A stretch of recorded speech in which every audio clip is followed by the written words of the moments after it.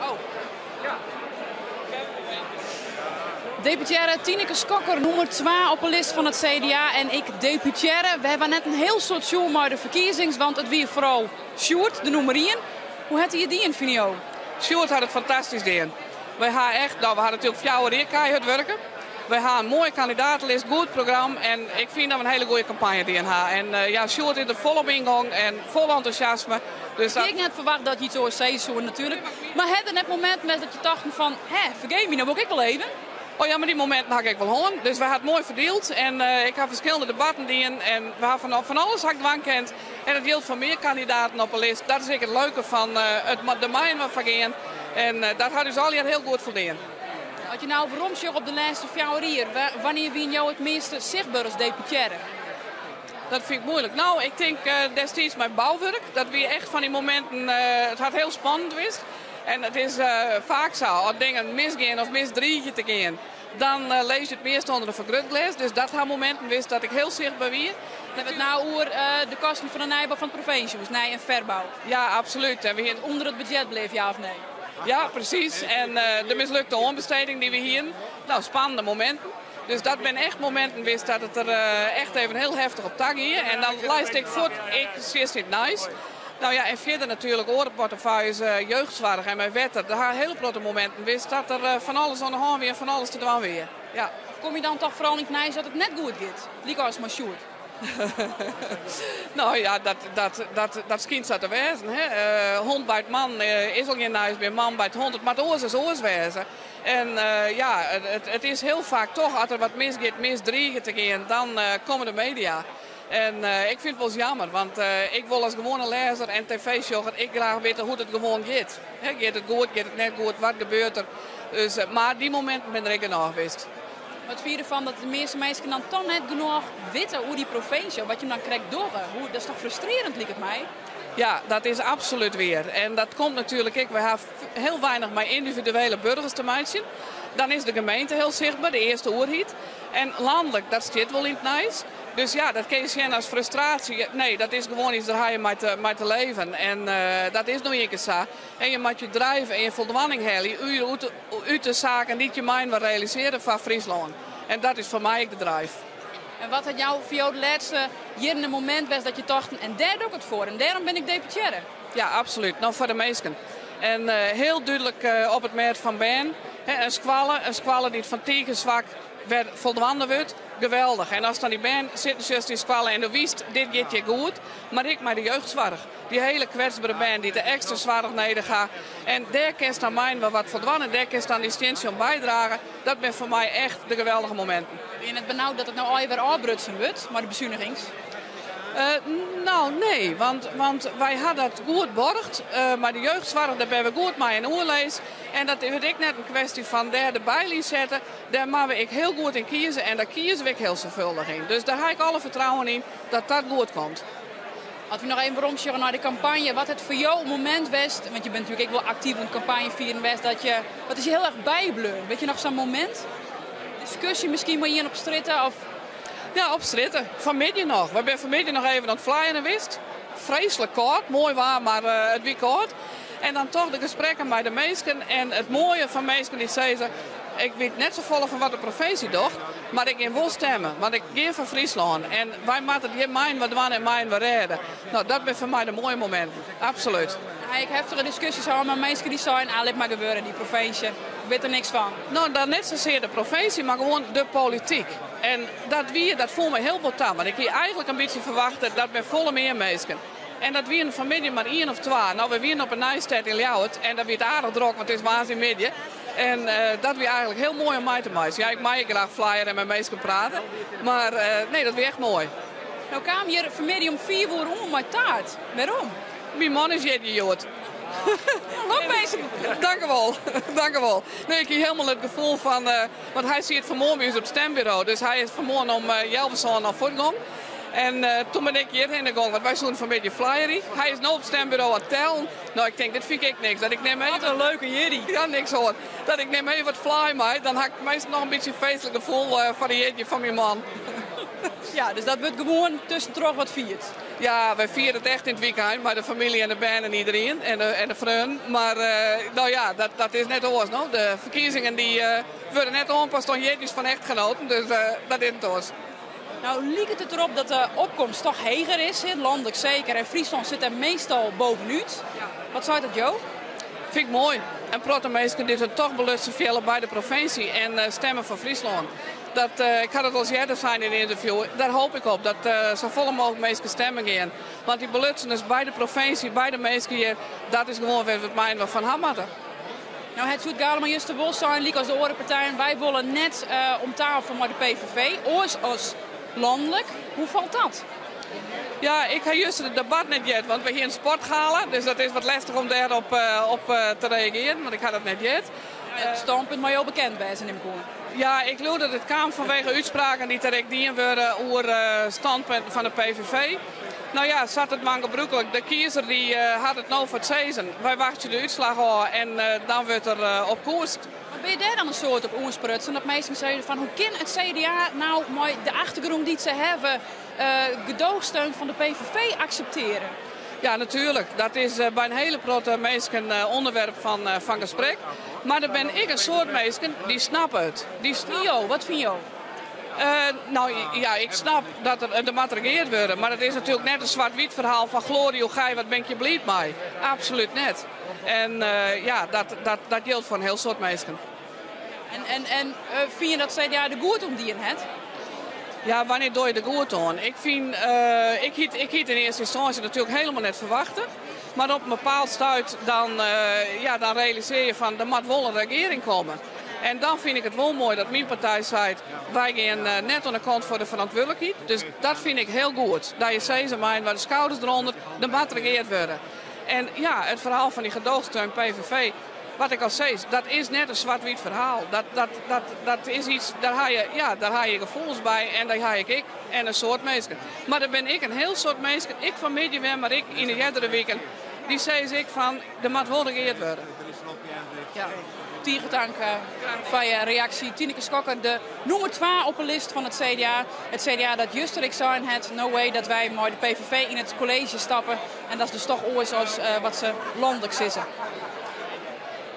Ja, de opkomst liep het dus aardig heger. Maar er is ook altijd een groep die het eigenlijk niet had met die provinciale stedenverkiezing. Dat zijn jongeren. En toch zijn er hele ambitieuze jongeren die de politiek instappen. Ian van Harden stiet hier bij me, Omer Kaya van Snits. Riesleert echt succesvol in Snits. Wat brengt hij hier, jongen? Nou, ik sta dus op de lijst voor de Provinciale Staten en ik hoop er vanavond in te komen. Waarom stapt de politiek in als jongeling?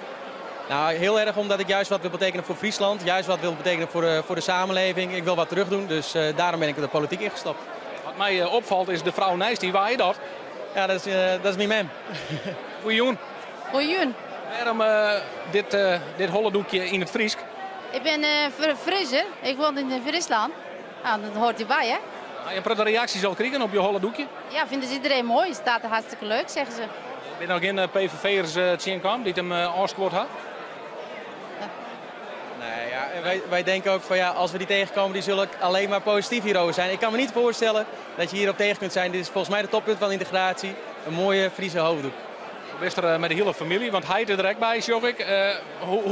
Hoe belebbert hij de vader deze jongen? Ik vind het juist heel goed. Hij doet het heel goed voor hem en hij wil iets voor de provincie doen. En zo te zien, hij gaat goed vooruit met werk wat hij gedaan heeft voor de provincie. En voor de stad, Sneek, zeg maar, de gemeente Sneek, doet het heel goed. Wij zijn heel positief daarover eigenlijk. Van waar had hij dat? Van jou of van Mem? Nou, ik denk van haar meestal, van Mem, denk ik meestal. Niet van papa. Niet van huis, zeg maar. Dus dan had het van Mem? Ja, dat zal wel wezen dan, hè? Wat denk je van deze jongen? Hij heeft de eerste Paul Zexjongen. Ja, PvdA komt er wel aardig uit, denk ik. Ja, dat zou heel erg mooi zijn. En ik hoop echt zo verschrikkelijk graag dat we 12 halen. Want dat zou betekenen dat Wanda Ottens uit Heerenveen er ook in komt. En dat is ook een veelbelovend jong talent. En het zou geweldig zijn. Een beetje verjonging in de politiek. En een combinatie tussen ervaren mensen en jonge mensen. Dat is volgens mij een gouden combinatie. En ja, die kunnen we dan ten volle doortrekken in onze fractie. Dat zou prachtig zijn. binnen gemeenterieden binnen vrij vlot soms hier. Maar had wel eens bij een stedenvergadering geweest? Sorry, kunt u nog één keer zeggen? Had wel eens bij een stedenvergadering geweest? Want ik had er als journalist van zelfs wel eens West. Ze zitten hele dagen te praten, man. Ja. Nou, ik heb een paar jaar geleden stage lopen bij de gemeente Belang Friesland. En dus ik heb al een en ander met gemaakt. Dus ja, wat dat betreft wel, ja. Waar eindigt dit voor jou? Want ja, gemeentelijk, mogelijk nog provinciaal, uiteindelijk landelijk? Nou, dat is niet een doel dat ik op dit moment heb. Ik heb gewoon zoiets van, laat mij maar lekker op mijn eigen tempo mijn passen maken. En ik heb op dit moment het gevoel zo van, laat mij even goed laten zien dat de stemmen die ik heb gekregen, dat die terecht zijn. En ik wil gewoon 4 jaar iets moois van maken voor Friesland. Dit was je hoe het jong werd. Omar Kaya dus van Snits, mij zien hele familie. En we hadden een uitslag binnen. Skimuseum, altijd als een van de eerste, maar de uitslag en een hege opkomst. Op Skimuseum 64,5%, maar liefst Sjouwerlien in 2007 wien de PvdA, CDA en de VVD op nummer 1, 2 en 3. Nou, ja, wat zo nou die in hè. Het CDA verliest 5% van de stem, stie op 22,2 Sjouwerlien, nou 17,2 van de stem. En ik het PvdA verliest 21,4% van de stem. VVD 20,3%, een lichte winst daar. FNP verliest ek van 2,7 in 2007 naar 1,7 nou in 2011. De SP een lietse winst, 9,7% van de stem. De ChristenUnie een hele lietse winst, 0,1% omheen in ze naar 2,8. Green links, ik een lichte stijging daar te zien op Skimuseum, 8,7% van de stem. We benijd naar het tweede rietje en dan vanzelfs de PVV, die wint 8,1% van de stem. Provinciaal Belang Friesland, 3,5% hier ze in 2007 en nu in 2011 2,1% van de stem. Partij van het Noorden 0,2%, 50PLUS 0,6%, Vereniging Los 0,2%. En D66 toch ik een flinke winst daar, 2,5% in 2007 en nu dus 7% van de stem. Ja, Hans van der Heijden, wat kunnen we hier hoe zeggen? Nou, niet echt heel veel, Nee. denk ik. Als dit het Friese beeld zou zijn, dan zou de conclusie moeten wezen dat nou, wat het landelijke beeld is, dat je dat in Friesland in een gematigde vorm terugziet.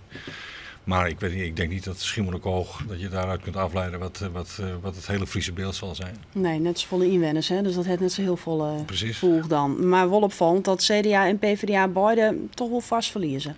Nou ja, dat het CDA een fors verlies, daar had natuurlijk iedereen op gerekend. Hoewel het hier op Schiermonnikoog dan nog meevalt.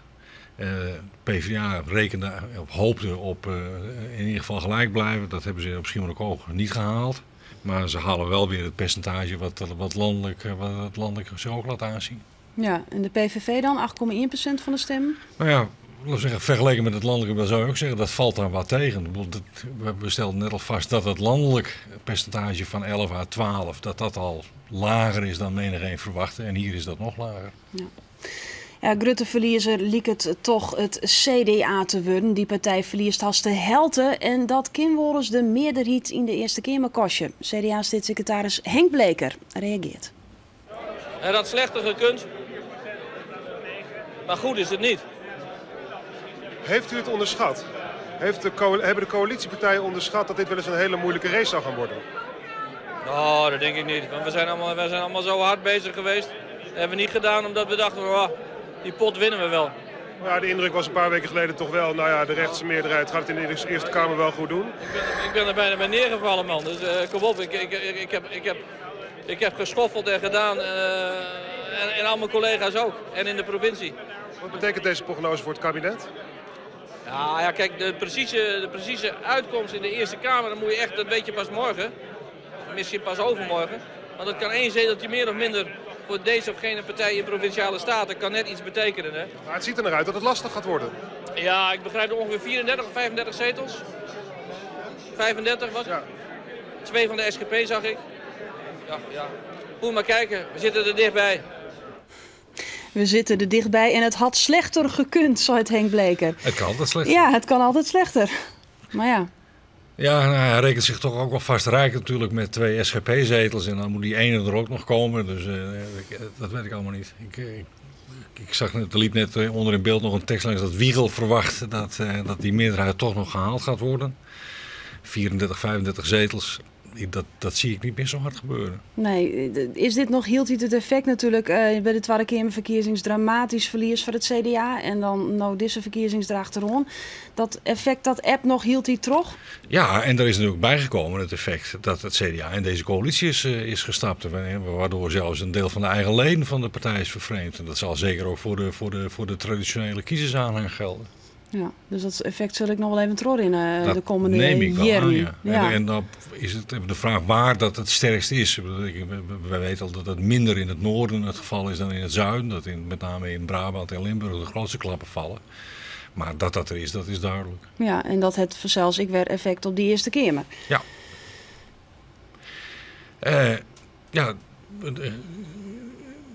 De vraag blijft natuurlijk... Is er op zeker moment een meerderheid haalbaar? Nou ja, ik denk het eerlijk gezegd dan niet. Dan krijgen we een kabinet wat moet rusten. Laten we zeggen, in de Eerste Kamer althans op steun moet rekenen van SGP. Plus mogelijk, als hij die haalt, die zetel van Henk ten Hoeven. Mm-hmm. Ja, dat is een hele wankele onderneming. Natuurlijk. Ja, want het is nou natuurlijk wel extra van belang. Die meerderheid in die Eerste Kamer. Omdat er heel iets meer politiek bedreun wordt daar in die Eerste Kamer.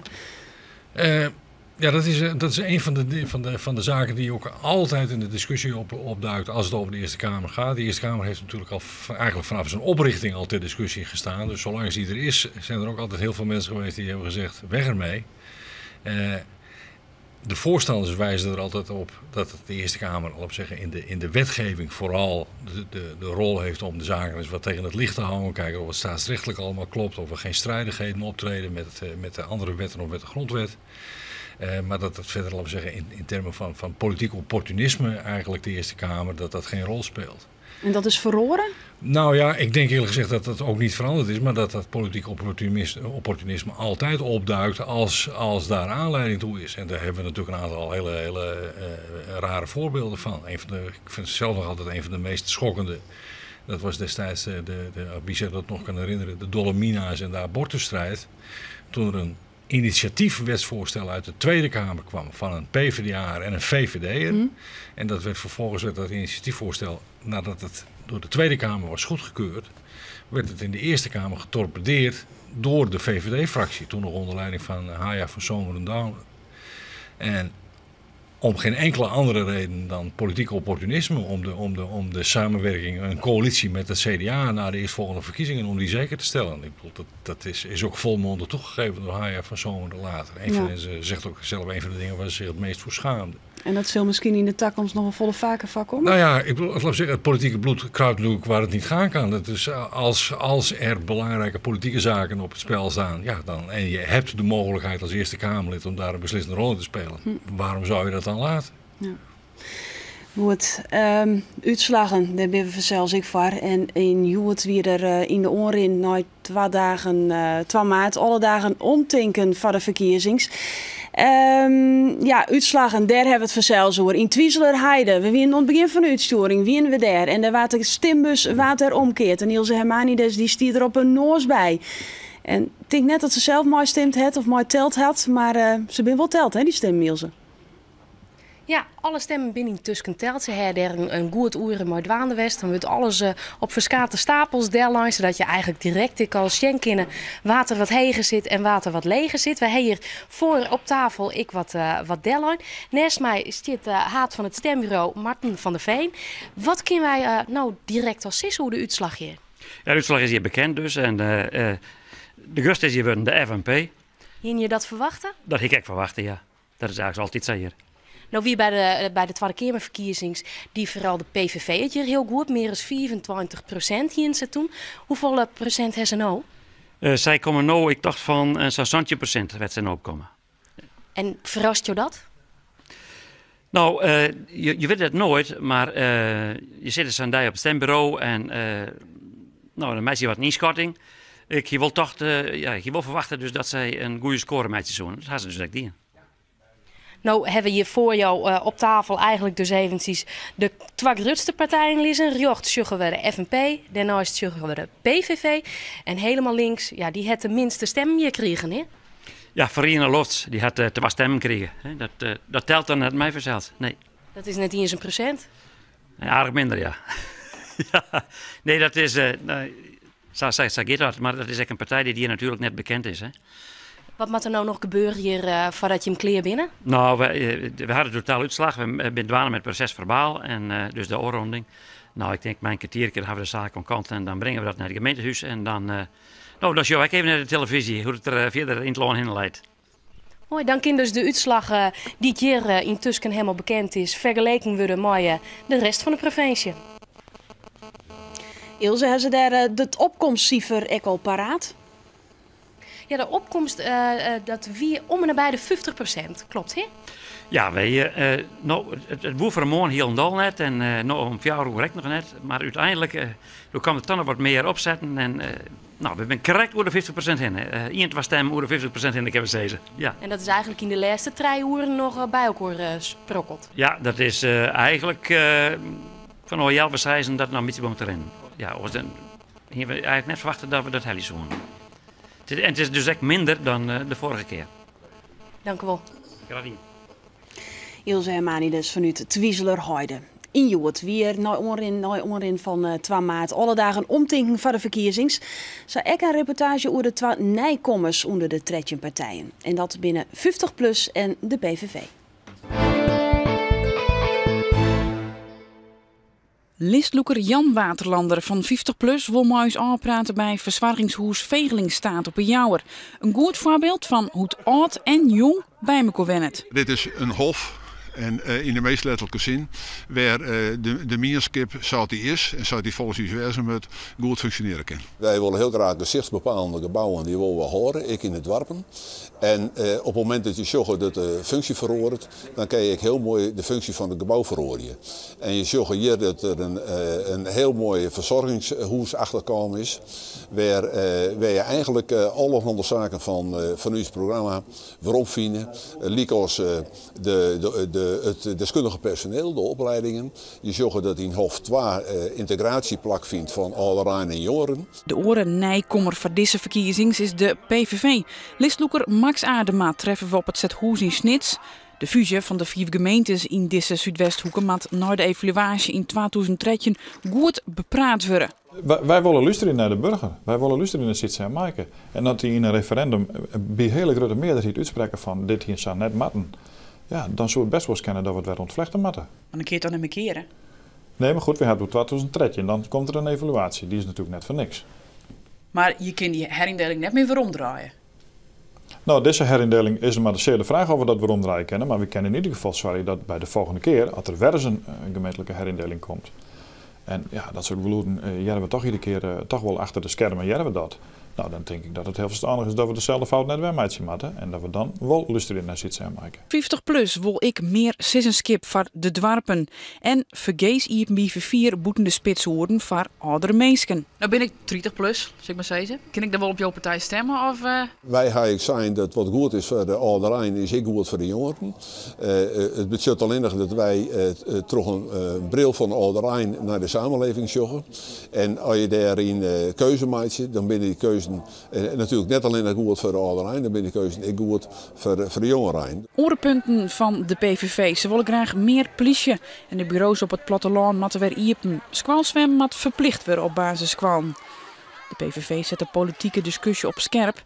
In Friesland is altijd grote solidariteit, maar meestal niet het ene oor svieren. En er is een groep die achter het anti-islam gedachtegoed van de PVV zit. de oorkant is dat mensen denken van ja, je zwaar hier voor een stukje verhudding in uw samenleving. Nou, ik weet niet dat het verhudding is. Het is in ieder geval een stuk duidelijker. Wie jij het nieuws krijgt van verslagjouwer Ilse Hermanides. Op het stembureau in Twieseler Heide is de FNP als grootste partij uit de bus gaan. Dat moet wel een mooie opstekker wezen voor de listloeker Annetje Toering. Of net Miranda Werkman. Ja, ik ben wel benieuwd hoe het nou maar de listloekers is. Het is goed jaar, de uitslag is nog net bekend vanzelf. Naast mij Annetje Toering van de FNP. Heb je nou les van zenuwen of valt het heel erg ta? Nou, nog net. Het valt me nou nog ta. Maar goed, ik viel me aardig ontspannen. Ik heb een heel ontspannen dag gewoon. Nou, ik ben heel laat op bed gegaan, want ik ga eerst in Casa Luna zitten, justerjoen. In Radio 1, of vannacht eigenlijk. Dus ik ben 3 uur thuis. Toen heb ik maar eens even lekker uitslipt. En toen hebben we een hele grote kuier maken. Sa even bij Lietswerum en Rien. En dan gaan we eens even zien van, ben er wat huizen te keer? Hoe is het eigenlijk met de krimp? Is het echt zo slim? En verder heb ik heerlijk eten. En hoe slim wie het? Nou, het weer net zo slim. Er staan wel wat huizen te keer, maar ik denk dat wat afvalt. Ik vind überhaupt dat het bus wel wat afvalt op platteland. Maar nou ja, je beziek je de dag een beetje ontspannen terug te komen. En wanneer komt dat moment van spanning dan? Ja, wanneer zou dat komen? Nou, waar weet ik weet nog dan net zo volle uitslagen. Maar ja, als uitslagen beginnen te komen, dan zal dat wel komen. En dan blijft het spannend en dat is echt wel leuk. Dus, wil je iets te zeggen over wat je verwacht ziet? Nou, wij hadden de laatste tijden, de laatste jaren, hebben wij best in opgaande lijnen zitten. Dus we hopen echt dat we die terugzetten kunnen. We hebben ook griezelig ons best in. Er zijn een heel soort vrijwilligers die toen het werk best gaan. We zijn overal te zien. Dat zijn de meesten ook. Ja, dat zeker. En wij hopen dat die huddenwerkers, dat die ook beleiden worden. Maar heb je nog profileren kunnen als FNP in de debatten? Ja, dat weet je eigenlijk nooit. Je hebt debatten en dan is het maar correct wat we erop pikt en zo. En ik moet zeggen, wat zei je? Dat vind ik, dat heb ik wel heel mooi vond, de debatten, mag ik zeggen. Maar soms weer het wel zo in een onderwerp en dan weer het wel wat te bot voor een bepaald publiek. En zo hebben we dus ik in het feest zitten, in een bib. En daar zijn echt mensen die het vragen heen. En dat vond ik eigenlijk een van de leukere debatten. En dat wie ik in Drachten zag, in de Arken.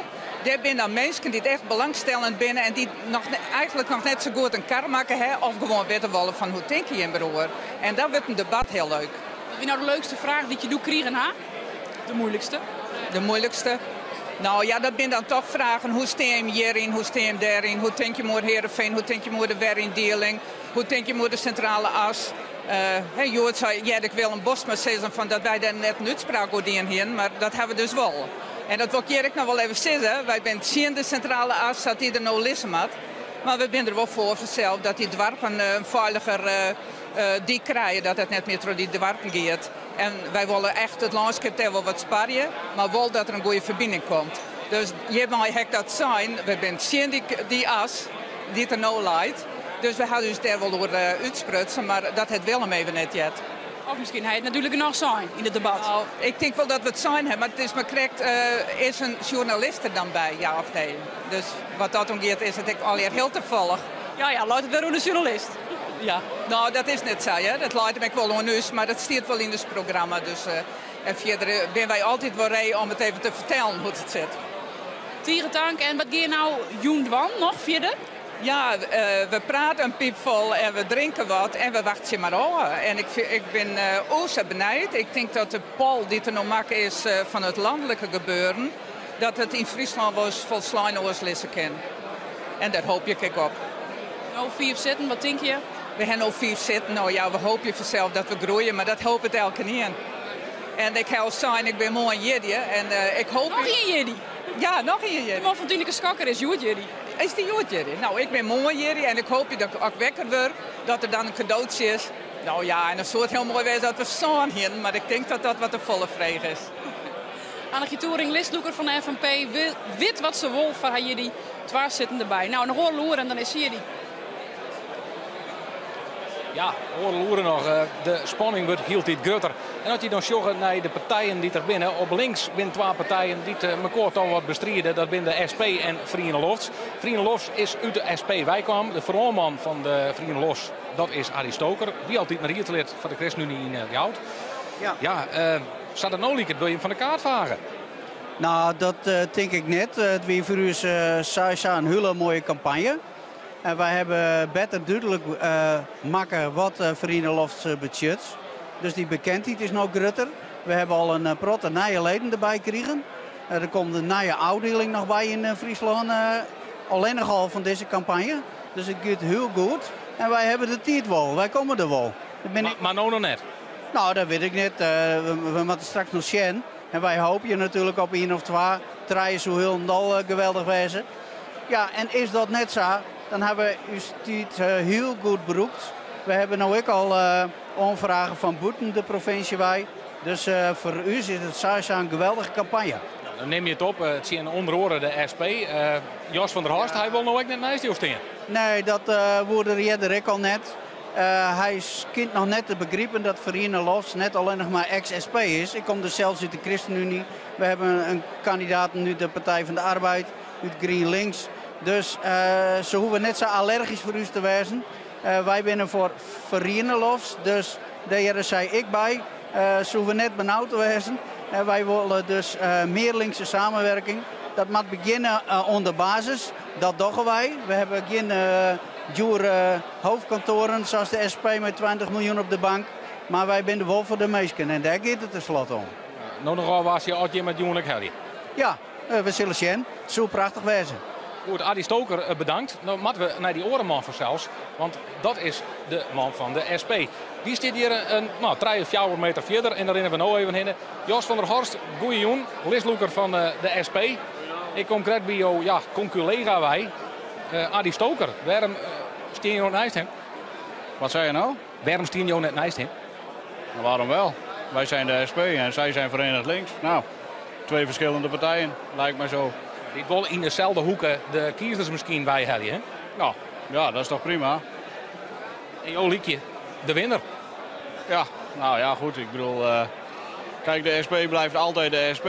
Hè. Wij blijven altijd onze eigen standpunten verkondigen. En dat doen we al tientallen jaren. En daar wijken we ook nu niet vanaf. Jouw Relien, wien je hem toch wel een van de winnaars provinciaal. Ga je hem nog les, denk je, van al dat gedonder wat er in de partij was had, deze keer? Nou, ik geloof het niet. Wat ik zo op straat gehoord heb, en daar ga ik dan nog maar het meest van uit. Ja, speelt het nauwelijks. Speelt het nauwelijks. En ja, goed, degene die er een punt van maken, ja, dat is de media. Nou, Omroep Friesland die heeft er nog weer wat aandacht aan besteed tijdens deze campagne. Ja, terwijl die in striderage ben altijd een sterk vanzelfs. Ja, dat is wel zo. Maar ja, als je de andere media hebt, ja, die hebben daar weer helemaal geen aandacht aan besteed. Ja. En wij besteden er nog aandacht aan. Ja, nou, geweldig. Maar ja, goed, ik bedoel, het is nu uitslagenavond. En ja, als ik de eerste uitslagen zo bekeken heb, ja, gaan we denk ik niet slecht doen in deze campagne. Kijk je een beetje op het Roemer-effect? Nou goed, dat is altijd zo natuurlijk. Hè. Kijk, ik denk dat alle landelijke partijen op hun landelijke collega's steunen. En dat doen wij ook. En ja, goed, de SP komt er ook ronduit vooruit dat deze verkiezingen eigenlijk voor het grootste gedeelte gaan over de bezetting van de Eerste Kamer. Ja, en over nou ja, het eventueel voortzetten van dit kabinetsbeleid. En daar, nou ja, goed, dat dan de provinciale thema's wat ondersneeuwen, ja, dat is hartstikke jammer voor de provincie. Maar ja, goed, zo is het nu een keer. Wat denk je ook budgetten te kennen dan voor de provincie? Wat wij kunnen betekenen, wat wij kunnen betekenen in elk orgaan waar we in vertegenwoordigen, wij vertegenwoordigen het volk. Niet meer en niet minder. En wij houden niet van geneuzel in de marge. Wij leggen overal op elk voorstel wat er bij ons voorbij komt, leggen wij de meetlat van menselijke waardigheid, gelijkwaardigheid en solidariteit. Zo simpel is het. En wat voor gevoel ben je hier van de jongen net provinciehoers kwam? Bij een positief gevoel? Ja, ik heb best wel een positief gevoel. En dat positieve gevoel haal ik met name uit het contact met de mensen die ik gehad heb op straat. En dat ik toch wel van een hele hoop mensen gehoord heb van, nou jongens, deze keer gaan we toch echt op jullie stemmen. En ja, en dat positieve gevoel, dat hou ik nu gewoon vast. Het komt steeds dichterbij, hè? Het punt dat we het weten. Ja, en ja goed, ik word er natuurlijk wel wat zenuwachtig van. Maar goed, dat zeg ik net, ik heb net de eerste uitslagen gezien. En als ik dan naar Vlieland en Schiermonnikoog zijn natuurlijk niet maatgevend. Maar ik weet ook nog wel dat we die eerste uitslagen een keer hadden van Schiermonnikoog en van Vlieland. En dat het er toen een heel stuk slechter voor ons uitzag. En dat is nu een stuk beter. En bovendien staan we in die eerste 2 uitslagen boven de partij van Wilders. Jos van der Horst, bedankt. Twitter. Er wordt aardig wat twitteren, als we het even sabesjuggen. Ja, Twitter die kin. Broek dan even de hashtag PS Friesland. Dan kunnen wij het je gewoon heel makkelijk vinden. Wat vooral hoe twitteren wordt is wat er in de uitsturing te zien is. Al hier bij Omroep Friesland hartstikke mooi dat je hem al je sjuggen vanzelfs. En wat opvalt, het prachtige Frieske hollendoekje, daar wordt hoe twitteren. En ik hoor de 3 initiaties van het CDA, die zo prominent onwijzig binnen daar op het provincie. provinciehuis. Nou ja, Twitter kan zelfs de hele jaar nog gewoon doordat ik lekker. Broek dan even de hashtag en dan PS Friesland erom vast. De VVD liet het maar 20% van de stem de grootste te winnen. Maar ja, die meerderheid in de Eerste Kamer die bleef lastig. De reactie van Lis Loeker en oud-commissaris van de Koningin van Friesland, Loek Hermans. Dat valt toch tegen, ook al bent u de grootste partij. Ja, maar laten we beginnen met te zeggen dat de VVD 2 zetels heeft gewonnen in de Eerste Kamer. En dat betekent toch een duidelijke vooruitgang dat de kiezer vertrouwen heeft in de manier waarop de VVD beleid wil uitvoeren. Dus... U begon deze campagne met de uitspraak ik wil er 20. U hebt er nu, wat we nu weten, 16. Ja, ben je toch een hele eind opgeschoten in de richting van de 20. Hè? Zijn er toch 4 minder dan u dacht? Ja, maar het zijn er wel weer 2 meer dan op dit moment. En ik moet zeggen dat ik erg blij ben. En al die mensen in de provincie die voor de VVD hard campagne hebben gevoerd. De lijsttrekkers, de mensen op de lijst. Alle vrijwilligers wil ik zeer hartelijk danken voor de geweldige inzet die zij hebben gedaan. Het probleem blijft dat u het niet redt in de Eerste Kamer. Daar was het toch om te doen, deze hele campagne?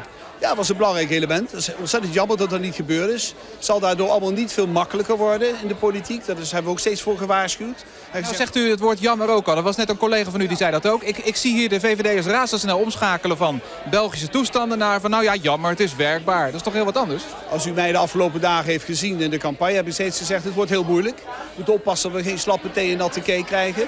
Dat het ook echt regeerbaar blijft. Nou, daar zal het een heel stuk moeilijker mee gaan worden op dit moment. Ja, een van de mensen die dus mogelijk in die Eerste Kamer komt, Loek Hermans, de listloeker van de VVD.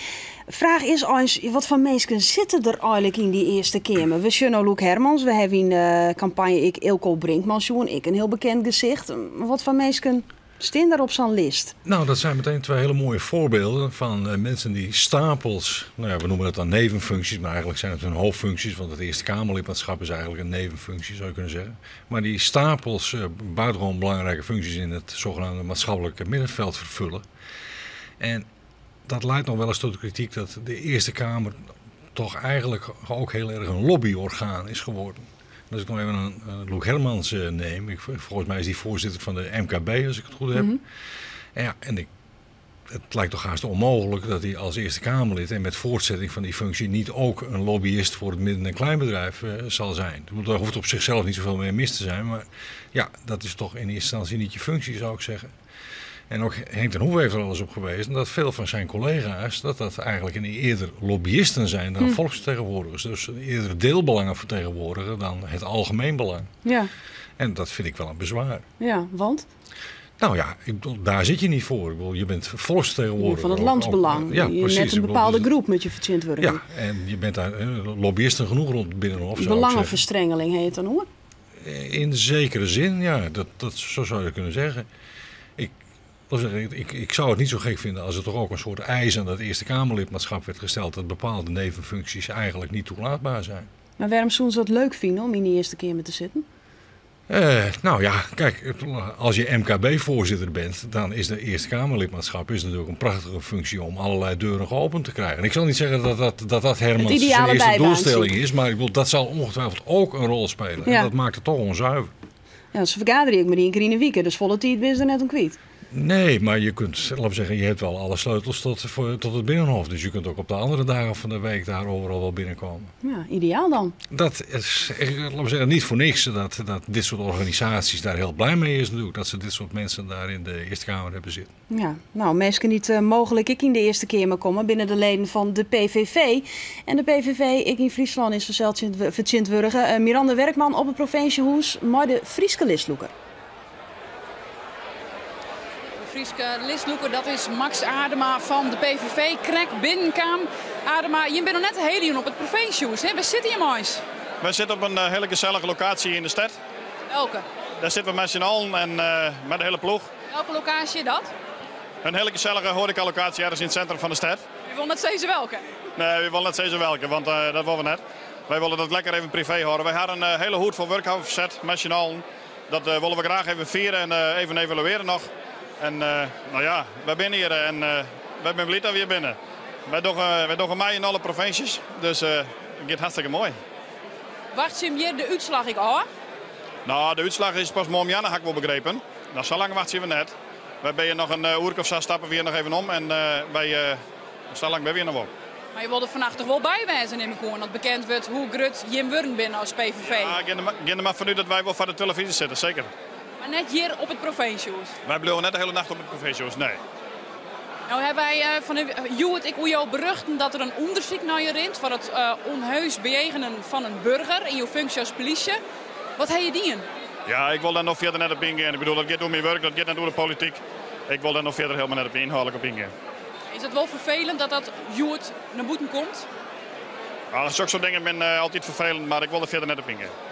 Nee, dan wacht voor jou wanneer dat onderzoek dan bekend is. Ja. Wat heb je nou Joet verder nog dien? Nou, Joet hebben we al een vrije dag, zeg maar. En wij hadden Joet binnen West. We hadden nog even denk ik bepraat. De laatste eindjes nog even pensioen. En nou ja, we hadden dus voorbereid op Jonnig. Hoe is het om hier in dat provinciehuis te wezen? Nou, vooral heel warm, maar daar had je ook les van. En ja, ik vind het een hele mooie entourage. En ja, we wachten in spanning af hoe het ouder in het cel. Wat denk je ook? Nou, wij hadden hele goede hoop. Wij zijn sowieso de grootste winnaar. Want wij komen met niks en wij gaan toch zeker met een PC als wij, dat is wel duidelijk. Alleen nog, ja, de finish is pas op het einde. Krijgen ze bij een voetbalwedstrijd dat het laatste signaal klonken had, dan pas is duidelijk hoe het leidt. En wij wachten dat met vertrouwen nou. Sietse Maaike die gaat het uitsprutsen, hoe het zo denken. En wij stellen het afwachten. Is het ook mogelijk dat je een ander jou zonder Sietse Maaike, dan heb je heel vaak zezen de laatste campagnetijd? Ja, het is zelfs zo mooi dat de partijen nu zijn termen ook al beginnen te broeken. Ik ga juist de partijen die namen Sissighet. En dat is natuurlijk geweldig. Ja, ik heb een stoot check van iemand die zei van ik hiet iets en broek mij alsjeblieft net steeds. Ja, die ben er ik maar vorige week weer bij Dirk en Geke West. En nou ja, die zijn van je mij dus ik wel zitten maken nemen. Dus ja, dat maakt het net zo vol uit. Het is natuurlijk een synoniem voor Henk en Ingrid wat ze landelijk bedoelen. De opkomst liep het landelijk sowieso heger te wezen. Friesland zit er meestal boven. Wat zei dat, Jo?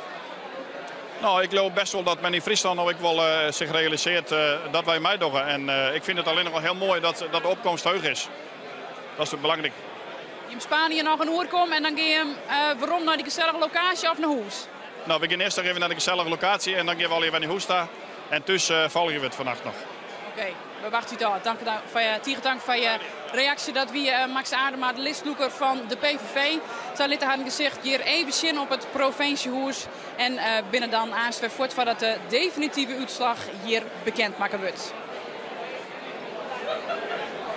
Ja, waar het hier ek is, dat is Sander de Rauwe. Dat is de CDA, Tweede Kamerman. Ek naar het provinciehuis kwam om de jongen te belippen, neem ik aan. Ja, inderdaad. Voor mij is dit de thuiswedstrijd om gewoon een Leeuwarden mee te maken wat Friesland gaat doen. En ik moet ook eerlijk zeggen dat ik als Fries Tweede Kamerlid ook heel nieuwsgierig ben wat Friesland gaat doen ten opzichte van het landelijk CDA. Ja, want landelijk krijg je hem klappen. Ja, harde klappen. Een halvering. Sommigen zeggen het valt misschien mee. Maar ik zeg gewoon, ja, we verliezen enorm veel. Ik zie ook wel waarom we verliezen. Ik heb wel een idee dat mensen zoiets hebben. Ja, CDA is op dit moment niet zichtbaar. Heeft geen leider. Dus ergens snap ik het ook wel. Toch zeg ik, het doet gewoon zeer. En het vraagt maar één ding, keihard terugknokken. En hoe doe je dat? Dat ging niemand de man. Ja, ik denk dat wij een huis zijn wat in verbouwing is. Een huis verbouw je niet zo, maar dat kost gewoon tijd. Komende vrijdag begint de grote verbouwing bij het CDA. Met de start van een voorzitter die we zoeken. We hebben een tijd nodig. Geef ons ook die tijd. Je kan volgens mij niet zomaar even terugkomen. Maar wat mij betreft is de ambitie er wel. Ik ga er heel erg voor knokken om het CDA weer goed terug op de kaart te krijgen met heel veel andere mensen. Maar het zal wel tijd gaan kosten. Hoe zou het hier in Friesland uitpakken? Want Friesland is nog traditioneel een CDA-balwerk. Wie het? Het wil een nek-on-nek reis met de Partij van de Arbeid. Maar wat denk je ervan?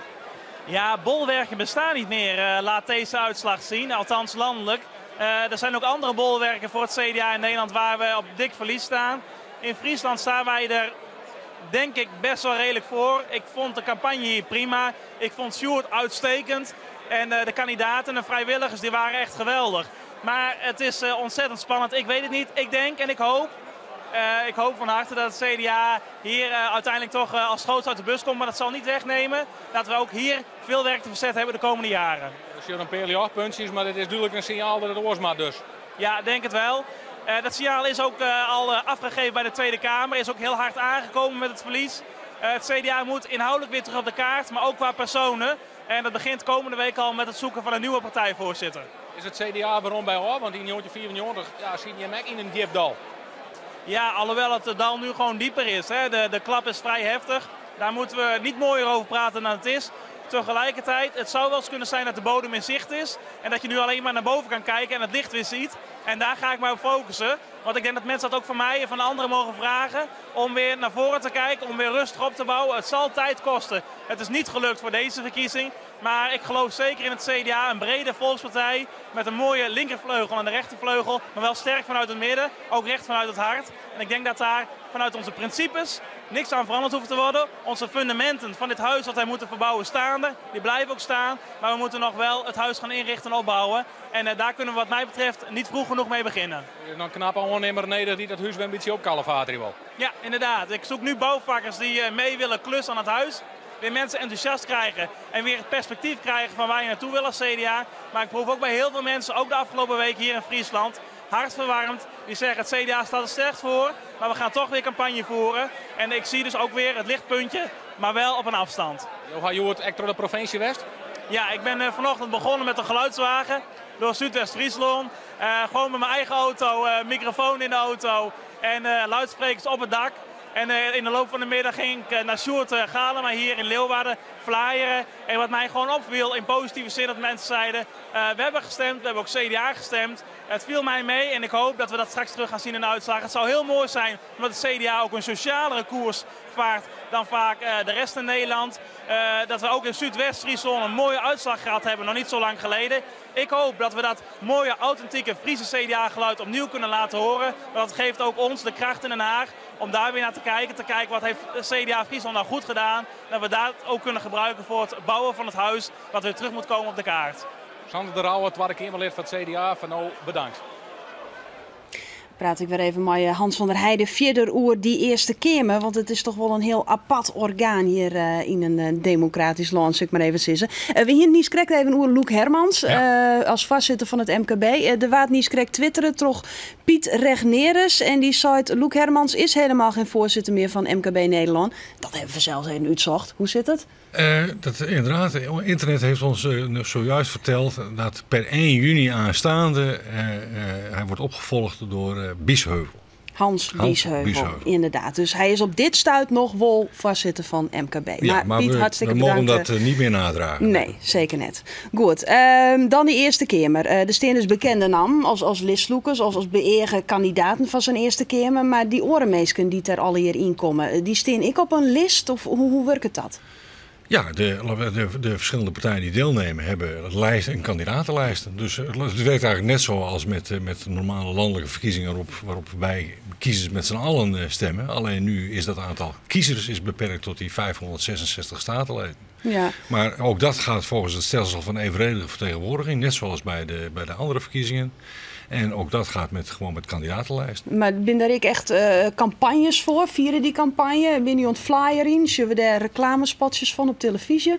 Nee, nou ja, het merkwaardige is natuurlijk wel dat we een aantal debatten op televisie hebben gehad met lijsttrekkers van de Eerste Kamerverkiezingen. En waardoor iedereen ineens de indruk had dat we daar ook stemmen op zouden kunnen uitbrengen. Maar dat is niet het geval. Nee, maar ze flyeren dan wel bij de provincie? Want de provincieleden die moeten dus stemmen uiteindelijk? Nee, de staatsleden krijgen in het algemeen zorgvuldige instructies hoe ze moeten stemmen. Dat vaak, omdat het zo'n ingewikkeld proces is en dat ook nog soms met lijstverbindingen, maar ook met restzetels vaak ook nog vereist dat je strategisch moet stemmen, zijn die instructies ook nog wel van belang. Overigens is het nog steeds wel zo dat elk statenlid ook gewoon geheim zijn eigen stem uitbrengt. Dus wat hij uiteindelijk in dat stemhokje rood maakt, dat weet ik net bekend. Nee. Maar die mensen die dan op zo'n list staan, hoe komen die daarop? Is het fruntiespolitiek of hoe dat zijn gewoon beslissingen die binnen partijen worden genomen. Ja. En die worden gewoon naar voren geschoten. Ja, en binnen de ene partij kan dat meer vriendjespolitiek zijn dan binnen de andere. Maar in principe hebben alle partijen daar procedures voor. Ja. Nou, interessant. Weten we dat ik weer? Ja, landelijk draait het alles vanzelfs om de zitten in die Eerste Kamer. Het is altijd nou lieken, het hele coalitie van VVD en CDA, maar gedoogstypen van de PVV, die meerderheid net. En dus roeken oppositiepartijen haar een kans. Liek als de SP, nou goed voor 11% van de stem. Dit is de tweede man van de SP, Harry van Bommel. Mark Rutte heeft gezegd, we moeten oppassen voor Belgische toestanden. Belgische toestanden krijgen we niet in Nederland. Want als deze regering wetten geblokkeerd ziet in de Eerste Kamer, dan kan deze regering eigenlijk weinig anders doen dan nieuwe verkiezingen uitschrijven. En ik verwacht dan ook dat we voor het einde van dit jaar, voor het einde van 2011, nieuwe verkiezingen zullen hebben. Is dat uw inzet? Betekent dat dus dat u veel wetten wil gaan blokkeren? Ik moet vaststellen dat dit is wat de kiezer wil.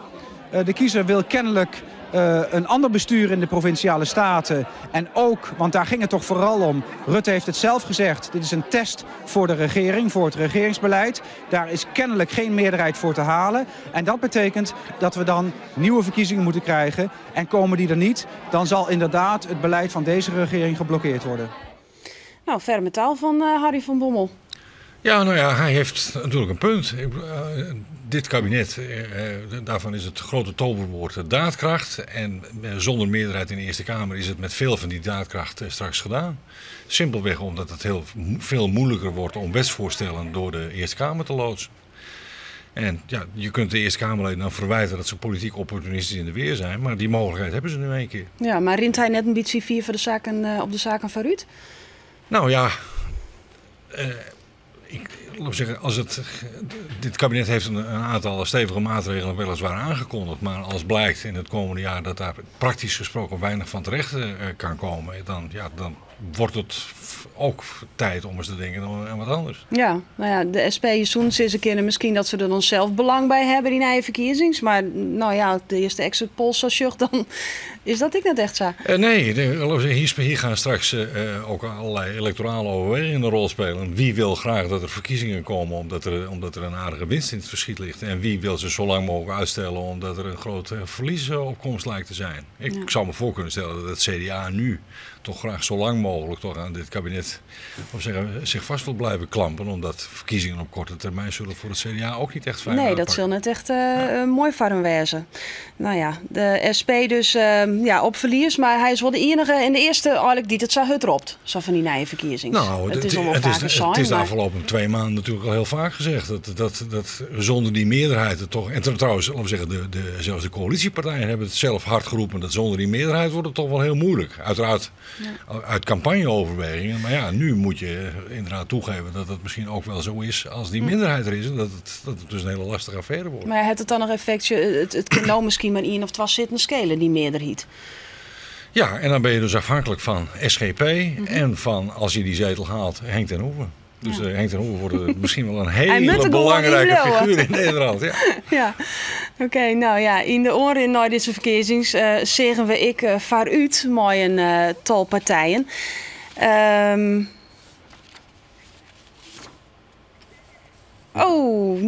Nou ben ik even helemaal in de war en dat kan vanzelfs gebeuren. Ja, waar gebeurt het al hier? Op het Provinciehuis. En daar is Miranda Werkman. Ja, nog net in de war. Hier op het Provinciehuis is het rint het Zinoven. Ik praat met Gerrit van Dellen, listloeker van Provinciaal Belang Friesland. Hoe is het met jou? Het is heel best, Maivie. Ik ben heel bord gespannen wat er nou uit de stembus komt. Ik heb verschillende berichten en verhalen dat de landelijke partijen toch vrij constant een stembusuitslag hebben. En dat het wel eens ten koste ging van de belangenpartijen. En dat zal hier schande wezen. Want we gaan juist inzet voor een provinciale verkiezing met een goede stembusuitslag. Het zou inderdaad schande wezen als dit net positief uitvalt. Maar nou binnen de treintje partijen die ik mooi door, een soort lietsere partijen. Hoe moeilijk is het om dan toch genoeg om bad te komen? Of is het werkbaar? Tenminste, dat hebben wij hier vandaan in de provincie Friesland. Wij hebben van alle partijen die gastheerrol spelen, hebben wij wel de kans gekregen om ons podium te jan en daar een gebruik van te maken. Dat is een hele positieve situatie west. Daarnaast had ik de media daar een rol in spelen, daar had je ook in meedingen. Dus ik vind wel dat wij als partijen alle keer onder bar komen ben. Dan gaat het er wel om dat je op dat moment het juiste profiel om je te kiezen, dat het de kiezer ik aanspreekt. En toch zagvolle partijen is dat best wel moeilijk. Denk je dan net dat de kiezer het paard een beetje buster is? Nou, dat denk ik net. Ik denk dat de kiezer, en dat wie in principe uw insteek ook, de kiezer weet de gemeentebelangenpartijen op het gemeentelijk niveau wil te vinden. En wij gaan de poging doen om dat provinciaal te vertalen. Dus wij hebben van gedachte, als die mensen die gemeentelijk stemmen, dat vertalen naar provinciaal, dan zullen wij 3 of 4 zitten heel je moet. En dat is maar zeer de vraag of dat het deze keer uit de bus komt. Werkt het op gemeentelijk niveau dan wel, maar provinciaal net? Ik denk dat mensen de belevenis bij een gemeentebelang, dat dichterbij leidt. Dat ik in de beleving dichterbij leidt als provincie. Ik ga in de omkring van de Moon op Stembureau direct nog even over praten. Van wat doet nou zo'n provincie? En dan komt het toch uit dat de provincie een behoorlijke grote afstand had naar de burgertaal. Het is net altijd duidelijk wat een provincie doet. Daar wil je als linkse partij dan misschien wel de dupe van? Dat kan hier van de situaties wijzen waar wij net genoeg van voor het licht komen. Daarnaast hebben wij ook de landelijke partijen die op dit moment ontstreden zijn om hun positie in de Eerste Kamer veilig te stellen. En dat is eigenlijk is dat meer als schande, omdat ze op die manier de belangenpartijen ondersnijden. En ik denk dat de partijen die ondersteund zijn bij de OSF, dat die daar ook de dupe van werken. Dus ik zou de landelijke politici oproepen vanuit mijn positie. Mensen hou je hem afzijdig van gemeentelijke en van provinciale verkiezingen. Want daar gaat het net om. Het gaat per vast in uw geval om provincie Friesland. We hebben een goede stembusuitslag gaan willen. En die op een hele goede manier vertegenwoordigen willen in de steden van Friesland. Dus daar mag je hem net mee bemoeien. Maar ja, de andere kant is wel dat de opkomst toch heger uitvalt als ooit. En dat zou een beetje een trendbreuk wijzen. Want meestal gaan er minder mensen naar de stembus bij de provinciale verkiezings. Ja, dus het inzetten van de kanonnen kan een invloed hebben. Maar het kan... Inzet van de kanon of wil mensen dan toch of voor het kabinet of in het kabinet stemmen? Nou, dus dan neem ik even de mensen van u de Tweede Kamer. Die ben inzet om de discussie te vieren. Schijnbaar had dat zijn effect bij de bevolking. Het zou ook wezen kunnen, en dat zien wij van de jonge Sjen in de uitslag, of die mensen kwamen van juist de provinciale partijen. Dat zou natuurlijk prachtig wezen. Dus dat die meer opkomst, die hegere opkomst, hem vertaalt naar de provinciale partij. Dat zou natuurlijk fantastisch wezen. Blow je de hele jong? Ik blow hier tot 12 uur. En dan ben ik eigenlijk er wel van zoeken dat de meeste uitslagen binnen zijn. En dat wij een goede indruk hebben van wat er juist stemt is in de provincie Friesland. En waarom blow je dan net tot het einde hier? Nou, ik ga hier nog wat orenverplichtingen, die wil ik graag komen. En morgen hier, dan gaat de wekker ook weer. Dan ben we er ongeveer kwartier of 6 weer bij. Dus ik moet deze intensieve campagne, moet ik mijn tas toch een beetje in eigenschap nemen. Oké, je hebt net een jiddy of zo? Nee, dat krijg ik net. Dat kan misschien nog wel te vieren, maar een jiddy, dat weet ik nog net. Nee. Dat we provinciaal belang Friesland en de listnoekers uit van ja, misschien snijden wij dan wel onder in dit landelijke geweld. Ondersnijden is dan een probleem van de lietsere partijen. Maar als je dezelfde namen hebt, ja, dan heb je een heel hoop probleem. Ja, dat meest wel zin meer aan daar. Want er zullen je het grif mensen in het stemhokje staan die toch van ik stem op Otto van der Galien. En dan kom je daar en dan krijg je een formulier. En ja, dan staan er op eerst 2 Otto van der Galien op dat formulier. Ze staan nou beide jonken mij. Links Otto van der Galien van de VVD. Rechts Otto van der Galien van de PVV. Wil je hem nou een prutte trommelkoor hebben, Molly? Ja, absoluut. Ja, net als je nou steentjes, dan is het verschil duidelijk. Maar op papier is het verschil net een beetje. En zeker met uw stem is er een prutte overeenkomst. Daar hebben we wel even wat last van. Want je bent familie van elkaar. Ja, mijnheid en zijnheid wie een broers, dus wij zijn volle neven. Alleen ik ben volle jonger en dat is ook wel te zien natuurlijk. Hoe ga je hem de dij belibben? Ja, in die zin, het is wel spannend, maar gewoon wel een normale dijk, gewoon een werkdijk, gewoon aan het werk. Maar natuurlijk wel in achterholen bezig met de uitslag. En het is nog steeds spannend. Hè? We weten nog steeds net welke kant het echt op gaat hier in Friesland. Je ben je kwam om te winnen, Otto van der Galien van de PVV. Je herinnert ik aan Maffie om, die had een t-shirt om winnaar 2 maart 2011. Nou, die kans is heel groot dat wij de grootste winnaar binnen natuurlijk. Dus daar gaan wij volledig vanuit. Dus daar vertrouwen wij wel een beetje op dat dat gebeuren gaat. Geert Wilders zei in Sint-Niek, 4 rond zo'n zitten. Wat zou het worden? Ik heb nog geen flauw idee, want er binnen maar 2 uitslagen bekend. is nog geen zinnig wat door te zeggen. Dus ik weeg me op dit moment nog geen netto voorspellingen. Hoe zeg je dat? Zal de PVV groot worden? Ja, dat denk ik wel. Als je gewoon de landelijke uitslagen als jongen wat er dan verhoudingen leidt, dan past dat wel in het beeld van dat ze een grote partij worden. Ja. Maar in zitten, ja, dat is nog wat moeilijk om te gaan. Dat klinkt net onjaan. Is er nog een prutte betierzing geweest in een campagne tussen Jan Biden met dezelfde namen? Ja. Zijn nou best wel eens, ja. Want wat Neef krijgt ik al zei, uw stemmen op radio, dat liep het gewoon heel erg op elkaar. En ja, dus, en met dezelfde voornamen, dezelfde achternamen die het echt nog net iets al te vaak voorkomt, die verwarring is er zeker geweest. Wil je misschien ook wel eens aansprutsen op wat radicale PVV-punten? Ja, daar heb ik wel wat les van. In ieder geval les van. Er zijn wel mensen die vragen van, ben je nou van de Galia van de PVV? En dan mag ik dat inderdaad altijd niet lezen. En ik ben ook een beetje bang dat de geschiedenis zich herhaalt. Want we hebben beide een periode van 2003 en 2007 maken. Dat hij in de steden ziet en ik bij de keer in de verkoophandel werken. Beide een prot op de radio. En dan gingen we regelmatig dat harkers uitbellen van ja, wie is dat nog? Want dan hier ik wat zijn. Want meestal dat hij dat vier en andersom. Dat is heel vervelend. Ja, die komt er nog weg vanzelfs.